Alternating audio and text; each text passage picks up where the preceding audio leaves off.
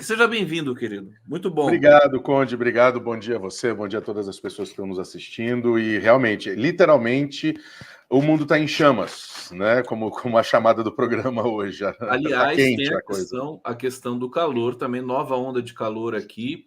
E para quem achou quente aquela onda de calor, tem essa. E nós nem chegamos no verão ainda, Não estamos só no no verão. dia 22. Bom, vamos ver se a gente vai sobreviver a tudo isso. João Amorim, professor de Relações Internacionais da USP. A gente Unifesp. Da Unifesp, perdão. A gente vai trazer aqui para vocês as notícias. É uma semana decisiva para o governo, eu tenho avisado, alertado isso sempre aqui. O Fernando Haddad, a equipe da Fazenda e o governo Lula tende a aprovar várias matérias, incluindo reforma tributária, né, no Senado, a questão do ICMS, impostos. O Haddad está procurando fundos, né, receita em todo lugar para poder fechar o orçamento de 2024 e está encontrando resistências dentro do Partido dos Trabalhadores com relação a isso. Você deve estar acompanhando, João, e também no Centrão. Lá em Brasília, costuma-se dizer, assim, de maneira jocosa, que o Haddad está enfrentando o Centrão, né? Está conseguindo aprovar algumas coisas, e que o difícil mesmo é convencer o PT e a Glaze de que tem que fazer algumas reformas ali na questão fiscal. Existe essa tensão dentro do PT. Eu queria começar te ouvindo um pouquinho sobre isso. Como é que caminho que o Brasil pode escolher nesse sentido econômico, uma vez também que o Lula deu carta branca para o Haddad, a gente vê que o Lula chancela ali as decisões do Fernando Haddad. João Amorim, vamos lá. Vamos lá. Olha, a questão é a seguinte: todo mundo fica focado e, óbvio, a gente precisa fazer, né, uma reforma tributária, a gente precisa mudar algumas coisas no país. Eu acho que o governo tem esse mote, né? Eu acho que o governo tem esse propósito. Só que a gente precisa também olhar a big picture, né? Eu acho que você tem visto na mídia uma série de discussões, agora a possibilidade de derrubada do veto, né, da isenção de impostos da Folha, da desoneração da Folha, obrigado. E assim, né, eu acho que faltam duas coisas básicas no governo. Eu acho que falta uma campanha, uma política, um comando à frente da Secretaria de Comunicação do governo mais ativo e mais proativo, né? Eu acho que nós, nos últimos 20 anos, vimos o que a grande mídia, né, faz com relação aos governos progressistas, né, aos governos do PT, etc. Já sabemos quais são as artimanhas, já sabemos quais são os discursos, né? Então, por exemplo, ninguém fala, né? Todo mundo critica o veto, todo mundo fala do esperneio dos empresários, mas ninguém fala que a expectativa de geração de empregos não foi respondida com esse benefício, né? Em segundo lugar, você não discute na questão da reforma tributária, que ela visa, inclusive, cortar uma série de benefícios, uma série de vantagens, né, que literalmente minam o orçamento. Não se comenta, por exemplo, da aprovação da tributação das empresas offshore, né? Não se traz à baila esses temas que também estão relacionados ao tema da reforma tributária. Não se fala, por exemplo, na tentativa de regulamentação dessa legalização por baixo dos panos dos jogos de azar no Brasil, feito pelas empresas de aposta, né? Que é um dinheiro gigantesco, é uma fonte de recurso. Não se fala que, desde o início desse governo, a gente já conseguiu resolver um grande problema, que era o consumo não tributado através desses sites de compras da China e de outros lugares. Então, eu acho que a primeira coisa que eu falaria é que eu acho que falta uma condução mais eficiente, mais competente, mais pé no chão, né, no setor de comunicação do governo. E, em segundo lugar, precisa botar ordem na casa. Não dá para você receber bola nas costas, não dá para você ter fogo amigo do próprio partido, né? Ou seja, você não dá para você não consegue explicar, né, a aliança de parlamentares do PT com o Centrão tão sempre criticado, né? só porque a decisão vai contra o interesse do meu grupo dentro do partido.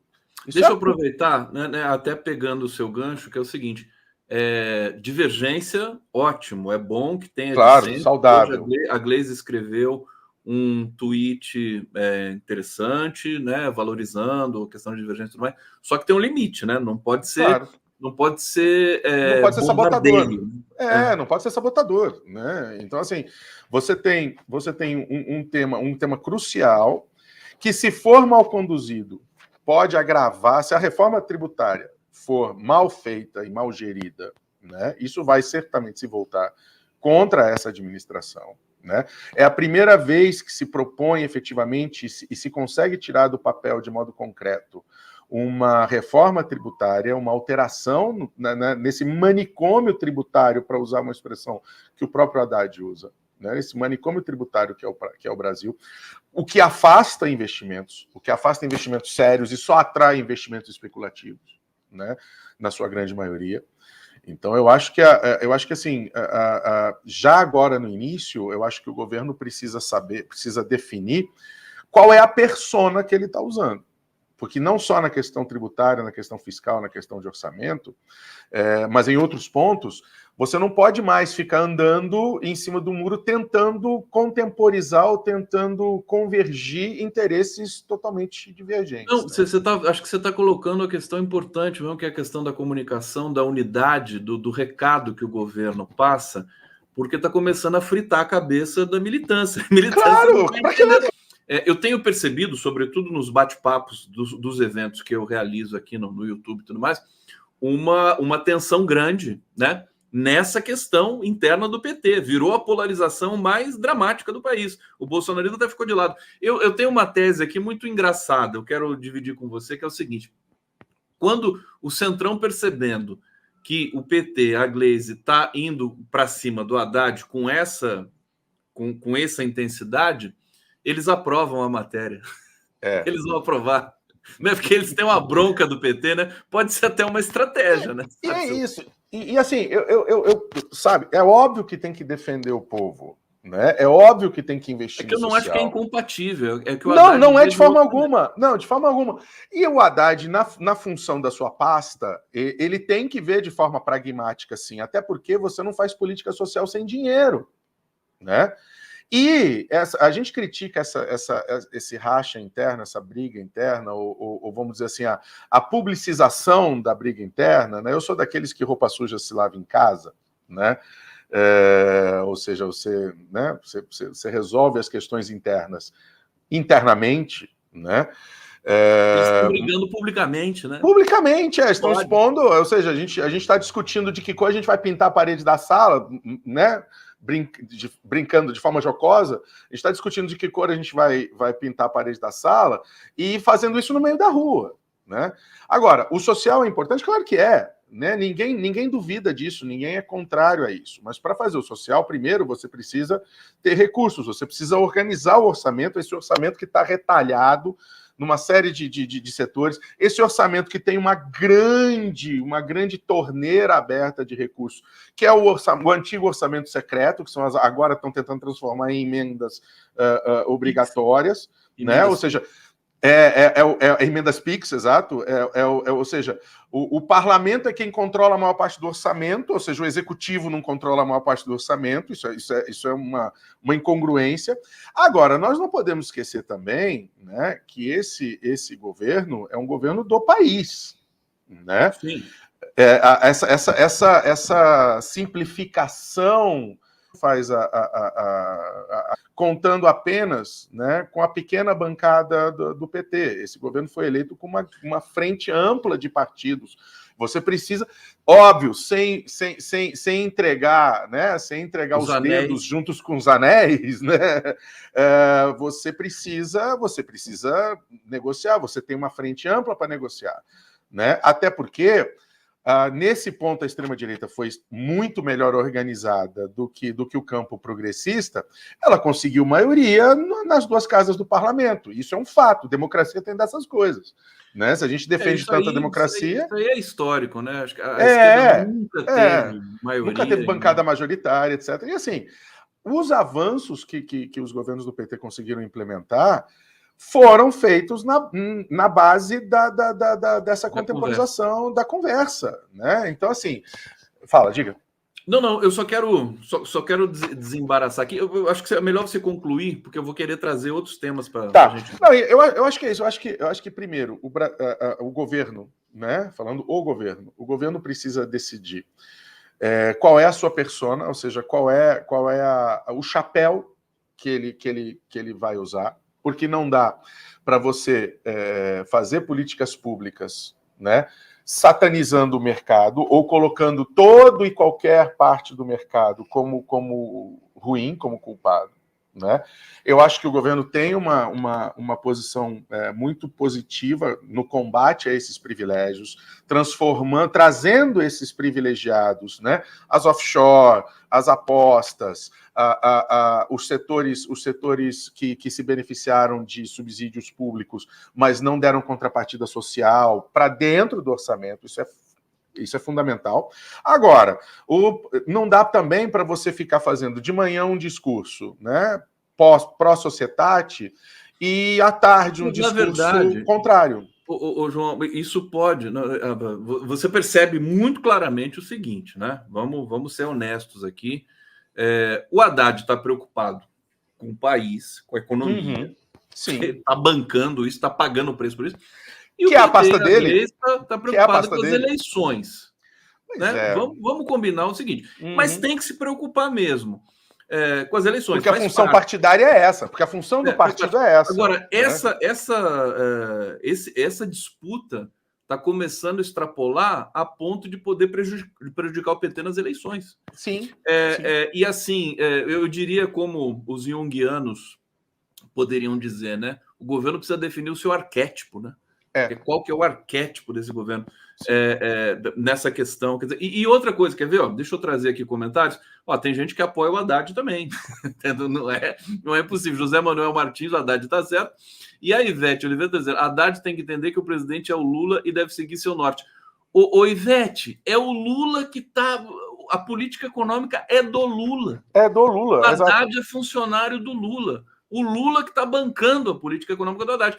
E que, conhecendo o Lula, de outros carnavais, de outros governos, é porque ele tem uma boa intuição, né? Ele já passou por isso antes, quando Palocci era também ministro da Fazenda, quer dizer, muita gente criticava, e aí a gente viu o que aconteceu na economia naquele período. Quer dizer, o Brasil, né, bombou, geral. Então, eu tô aguardando, quer dizer, eu acho que o Haddad vai entregar o resultado muito forte, né? Ele está passando por dificuldades. Mas, meu querido João Amorim, para não a gente aproveitar melhor o tempo e trazer outras questões aqui, eu quero que você fale um pouco da Venezuela. Porque a gente viu, primeiro, né, uma explosão do Maduro, uma preocupação gigantesca do governo brasileiro com o bloco, com a América do Sul. O Maduro continuou, né, com as bravatas e tal, e agora chegou a marcar um encontro com Putin, né, importando, quer dizer, uma crise, né, global para a região. E agora o que a gente tem? Ele marcou uma reunião com o presidente da Guiana, Celso Amorim na vai... quinta-feira. Faz um balanço, quer dizer, parece que agora é de reduzir um pouquinho, né, o ímpeto. O que está no horizonte? Eu acho que, primeiro, o Maduro, ele pode, histriônico da forma que é, né, espetaculoso como é, e é isso só, é isso que lhe resta, né? E, primeiro, você não toma atitudes, você não entra em becos, na política você não entra em becos sem saída conscientemente, a não ser que você tenha certeza que você vai se estrepar, né? E é isso, você não pode assumir bravatas, né, sobretudo para a sua população, que depois você não vai conseguir cumprir. Né? A relação da Rússia com a Venezuela ela é muito mais antiga, ela vem desde a época do início das sanções, ainda dentro do governo Obama, né, contra a Venezuela, bloqueio de ativos da PDVSA, enfim, né? A Rússia vende armamentos para a Venezuela já há muito tempo, reformulou as Forças Armadas venezuelanas, isso tudo para mim não é novidade. O Maduro ligar para o Putin, olha, se der problema aqui você me ajuda, isso é normal, é um jogo da política normal. Né? O que eu fico vendo com mais atenção é o estardalhaço feito sobre essas questões que, para mim, por enquanto, não significam nada demais, nada perigoso. Né? Primeiro, né, eu já vi especialistas dizendo a Venezuela vai trazer a disputa da Venezuela com a Guiana sobre esse equívoco vai abrir a porta da América do Sul para a Rússia. Olha, desculpa, isso é uma bobagem sem tamanho, né? Até porque não é a Venezuela que abre ou fecha portas da América do Sul para qualquer potência estrangeira, né? Em parte são os próprios Estados Unidos da América que pressionam ou não pressionam com relação a determinada potência estrangeira, e a Rússia já claramente, historicamente, não tem o menor interesse de ampliar a sua política, como eu já li, vai trazer a política expansionista russa para a América do Sul, né? Até parece que o Putin quer territórios ultramarinos. Né? Desculpa te interromper, mas essa história da Rússia, eu não cheguei a ouvir, mas os Estados Unidos, sim. Isso circula muito. Que é um projeto anterior até ao plebiscito, e toda essa questão sobre esse equívoco vir à tona. Já existia esse projeto de instalação da base americana na Guiana. E, desculpa, se os nossos especialistas, entre aspas, estão preocupados com essa base militar na Guiana, eles deviam ter se preocupado e se manifestado com relação à base militar que existe no Paraguai, a base militar que existe na Colômbia. Na Colômbia, eu acho que existe mais de 10 bases americanas. Sabe? Inclusive, salvo engano, é a subsede da Quinta Frota, que foi recentemente criada, que é a Frota do Atlântico Sul, né? E outra coisa, vamos esperar para ver o que vai acontecer nessa reunião de quinta-feira, porque assim, a Rússia não é o nosso problema, né? Você tem claramente, né, uma participação cada vez maior e silenciosa, como é tradição deles, da China na América do Sul. A China é o país que mais compra terras na América do Sul e na África, tá? Você tem uma movimentação dos Estados Unidos no jogo de xadrez político, né, de pressão em cima dos governos, gigantesca, né? Ou seja, eu particularmente continuo dizendo, eu a história pode provar que eu estou errado e não tem problema nenhum e reconhecerei isso tranquilamente. Mas eu não vejo tanto alarde, vai ter uma operação. Não vai ter operação militar. O ministro Múcio, pelo assim, Brasil não entra, mas não tinha como entrar, não tem como entrar, não tem como fazer, né? Eu não sei o que vai ser menos emocionante. Estou fazendo uma ironia aqui.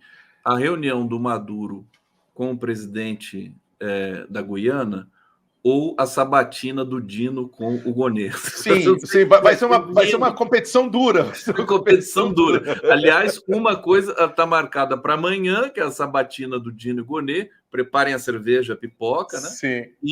E a reunião Maduro... Eu sempre esqueço o nome do... vou pegar o nome aqui do Ihsan Ali, alguma coisa assim, né? Ele acho que é de origem indiana e tudo mais. Agora, o detalhe é que pelo modo com que tudo foi, né? Referendo, essa coisa, ameaça, publicação de mapa, e a gente sabe, enfim, a gente apura as questões aqui. O governo brasileiro ficou em pânico. Poderia, aliás, ainda pode, porque tem o seguinte: ninguém acredita que o Maduro vai recuar, e o presidente da Guiana já disse, não está em questão isso. Esse equívoco é da Guiana. Claro. E isso, se tiver de ser decidido, tem que ser numa instância internacional. E aí que vem, eu acho que é uma pergunta importante para você falar para a gente, aí que vem o dilema, porque a Corte de Haia, né, que é um prolongamento, um braço da ONU e tudo mais... É o órgão judicial da ONU. É um órgão judicial da ONU. O órgão judicial da ONU. O órgão judicial da ONU. Estão capturadas, né? esse é um problema, né? Quer dizer, nesse sentido, eu poderia até dar razão para o Maduro, né, de fazer uma coisa unilateral, porque as cortes internacionais... Mas então a Corte de Haia, a Corte Internacional de Justiça, está capturada para decidir a questão de Essequibo, porque provavelmente a decisão vai contrariar o Maduro, mas não está capturada para decidir outras questões que ela já decidiu favorável à Venezuela? Isso, veja, os juízes da corte, eles não são indicados pelas representações. É óbvio, eles são aprovados pelo Conselho de Segurança, sim, eu sei que existe um consenso dos nomes, inclusive dentro dos próprios membros originais, membros permanentes do Conselho de Segurança, para depois ir à votação na Assembleia Geral. O procedimento eu estou familiarizado, né? Mas eu desconheço de todas as sentenças da Corte Internacional de Justiça e de todas as sentenças da anterior, da Corte Permanente de Justiça Internacional, eu desconheço, né, casos flagrantes de influência política de países interessados. Tá? E se o Maduro está tão preocupado assim com a cooptação, uma eventual cooptação da Corte Internacional de Justiça, ele pode levar o caso também, ou a Guiana pode levar o caso também, à Corte Permanente de Arbitragem, que também é em Haia, que também é na sede do Palácio da Paz, só que é muito mais antiga. Ela é criada em 1899 e passa a funcionar a partir dos anos 20. Né, e funciona ininterruptamente. Então você tem tanto a possibilidade, já existe um processo judicial na Corte Internacional de Justiça, mas existe a possibilidade também de se pedir a suspensão desse processo e abrir um procedimento arbitral especificamente sobre esse conflito, né, sobre essa questão política de agora. E assim, o argumento de cooptação é óbvio, e nós somos, eu, você e a maioria que está nos assistindo, nós somos da corrente decolonizadora, né? Ou seja, nós temos essa resistência a qualquer tipo de mentalidade ou de pensamento, né, imperialista ou colonizador. Esse argumento sempre tem que ser considerado, mas eu, particularmente, pelo que eu conheço da Corte Internacional de Justiça, não me parece um argumento viável neste caso, até porque a Corte Internacional de Justiça tem entregue já, muitas vezes, sentenças que contrariam interesses poderosíssimos de países centrais, inclusive os Estados Unidos da América. Veja o caso sobre as atividades paramilitares na Nicarágua, que dentro do escopo do escândalo Irã-Contras. Né, das atividades dos mercenários da CIA no apoio aos dois lados da guerra civil na Nicarágua. Tem uma sentença da Corte Internacional de Justiça condenando os Estados Unidos da América. E a sentença foi respeitada? Foi. A maior parte... Aliás, desde a Corte podia decidir alguma coisa sobre Israel, né? Israel não respeita nada. Então, né? no caso de Israel, aí a questão sobre... Aí como a questão envolve genocídio, apartheid, crimes de guerra, a competência do Tribunal Penal Internacional. Já existe procedimento aberto desde 2014, aliás, desde 2015 já existe procedimento aberto com relação aos atos praticados nos territórios ocupados, inclusive em Jerusalém Oriental, tanto das organizações de resistência palestina, quanto das forças de defesa de Israel. Isso já existe. Muita gente fala, mas Israel não é membro do TPI, mas o Estado da Palestina é. E a Corte, o tribunal já, ao autorizar a abertura do inquérito, ele sinaliza que ele entende que pode vir a ser aberto o processo. Né? Só que, óbvio, o tempo das questões diplomáticas, infelizmente, não é o tempo da urgência das demandas e das crises humanitárias. Veja o nó górdio agora no final da COP, que já era esperado. Veja há quantas décadas nós estamos esperando por uma solução da questão da Palestina. Aliás, hoje a Assembleia Geral da ONU se reúne mais uma vez, dentro daquele mecanismo da resolução 377, né, da United for Peace, para discutir, deliberar e provavelmente aprovar mais uma resolução pedindo cessar-fogo. Não, sem contar que a Guiana também recorreu ao Conselho de Segurança. Ao Conselho de Segurança, sim, levou a questão ao Conselho de Segurança. Então, assim, As instituições, né, óbvio, no Conselho de Segurança você tem a eterna, e até que se reforme, se consiga reformar, a eterna disputa de interesses econômicos e de projetos imperialistas entre os membros permanentes. Isso é uma infelicidade, vamos dizer assim, mas o caminho é você ter, usando um jargão que se usava muito e de forma até jocosa aqui eu fazendo, as instituições existem, elas estão aí em operação, né? O que você não pode é deixar a coisa ser cooptada pelos interesses mundanos, né? Além da discussão política, né? João Amorim, aqui no 11 News. Deixa eu trazer 2 comentários aqui. O Hélio está dizendo: bom dia, Conde, equipe, convidados, participantes e ouvintes. Abraços, assistindo pela TVT em Diadema. Grato. Obrigado para todo mundo que está nos assistindo em TV aberta, também no YouTube. Aliás, quero reforçar aqui e pedir para vocês participarem do chat com comentários, os melhores possíveis no sentido da argumentação, né? Eu estou percebendo que o debate no Brasil está caindo um pouquinho agora, mas a gente vai levantar isso. Claro. Vamos levantar, porque senão a nossa função é levantar.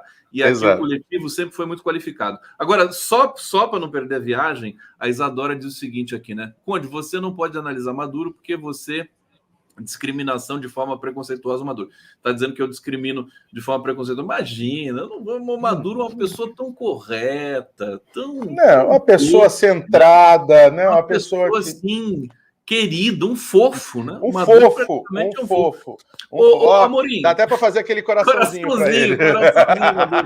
Ô, Amorim, é o seguinte, não deu tempo aqui, a gente já só tem 2 minutinhos aqui, mas você participou da COP, você foi para Dubai, você continua participando. Eu queria que você falasse, né, sobre a Marina Silva. Você ficou decepcionado com o discurso dela? Com o discurso de ontem fiquei, sim, bastante decepcionado, porque eu achei um discurso chapa branca, sabe? Um discurso de, legal, olha, vamos lá, todos juntos agora. Óbvio, ela falou coisas importantes, ela falou que tem que haver a conciliação entre adaptação e mitigação, ela falou que tem que haver o financiamento justo, equitativo, que os países desenvolvidos têm que arcar com as suas responsabilidades históricas e auxiliar os países... Certo, mas isso, diante do contexto que nós tínhamos ontem, de um profundo cisma gerado pela divulgação do último draft, do último rascunho do texto do Global Stocktake, né, do inventário global, que eliminou completamente a possibilidade de se discutir, de se aprovar a expressão phase-out, né, da eliminação de combustíveis fósseis, né, ainda gradativamente.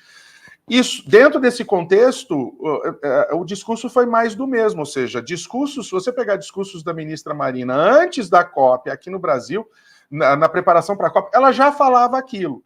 Quando você pega o discurso do presidente Lula na abertura da COP, dá uma injeção de ânimo e fala, não, o Brasil veio para marcar uma posição correta, de novo, em defesa do povo, em defesa das pessoas, em defesa da vida. E eu achei, na minha opinião, claro, o discurso da ministra Marina ontem decepcionante, porque não só não caminhou na mesma toada do discurso do presidente Lula, do posicionamento do chefe da delegação brasileira, né, do chefe de Estado brasileiro, como também me pareceu muito mais preocupada como uma fala de despedida. Olha, nos vemos no Azerbaijão na COP29, espero todo mundo no Brasil em 2025, a COP da Floresta, somos todos felizes, então vamos, estivemos aqui trabalhando. Não é para isso. Né? A Marina tem uma imagem muito maior do que isso. Muito maior. João, deixa eu só um segundo. Vou pedir para a Débora Nunes, do MST, vai chegar aqui para conversar com a gente. Vou pedir para ela abrir a imagem, a câmera, para daqui a pouquinho eu fazer a transição para ela entrar aqui, tá bom, Débora? Ela já está aqui no bastidor. Desculpa, pode concluir, querido. Imagina, João, não, eu acho que é isso. Eu acho que a figura, a história da Marina Silva é muito maior do que esse discurso preparado pelo Itamaraty ou pela assessoria do Ministério, porque ela leu o discurso, né? Sobretudo depois do que o presidente Lula falou e se emocionou em relação a ela, na presença dela, né? Claro. Dando a legitimidade, ela como originária da floresta. A né? voz da floresta. A voz da floresta. E chega no final, então, olha, precisamos fazer, repetindo um discurso já pronto, já batido. E veja, aí o que acabou acontecendo? Países como Estados Unidos, Reino Unido, até mesmo Israel, que declararam que se recusaram formalmente a assinar o texto final se não voltasse a eliminação dos combustíveis fósseis, acabaram, que são países poluidores, são países historicamente emissores, são alguns dos principais responsáveis pela maior quantidade de emissão de gases do efeito estufa, acabaram ficando com uma imagem, com uma posição final na conferência muito mais pró-clima do que a ministra da floresta. E isso, para mim, foi decepcionante. Pois é. Vamos, mais uma questão de comunicação, de articulação. Mais uma questão de comunicação. De coesão, né? O governo, quer dizer, aquele paradoxo, né? Tem o melhor comunicador do mundo, né? Do seu tempo, que é o presidente Lula, que não decepcionou na COP, diga-se de passagem. E a equipe da comunicação fica numa condição... Eu não sei se fica todo mundo preocupado em postar no seu próprio tweet antes de pensar na comunicação. Não sei mesmo. João Amorim, brigadíssimo pela sua presença aqui. Sempre muito bom falar contigo. Muito obrigado. Parabéns. Bom final de COP, que eu sei que você está participando. Ainda tá. Aliás, eu estou virado desde ontem. Você está sem dormir. Horário. E as negociações ainda estão se alongando. Eu ainda acho que vai demorar para eu poder ir descansar um pouquinho, mas estamos juntos. Vamos seguir em frente.